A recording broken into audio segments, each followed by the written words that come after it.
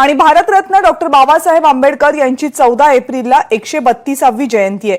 यंदाची ही जयंती आणखी खास होणार आहे कारण डॉक्टर बाबासाहेब आंबेडकर यांच्या नावानं आकाशातील एका ताऱ्याची नोंदणी करण्यात आली आहे।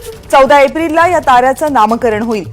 सर्वसामान्यांना हा तारा मोबाईल, लॅपटॉप, संगणक, टॅबवर पाहता येईल।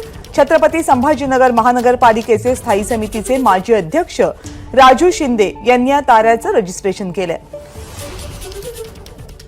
डॉक्टर बाबासाहेब आंबेडकरांचं नाव जे 10,000 तारे, लाखो तारे पण 10,000 तारे असे की ते डोळ्याने दिसणारे, त्याच्यातल्या सर्वात जवळ सूर्याच्या असलेल्या ताऱ्याला आपण डॉक्टर बाबासाहेब आंबेडकर असं नाव देण्यात आम्ही यशस्वी झालो।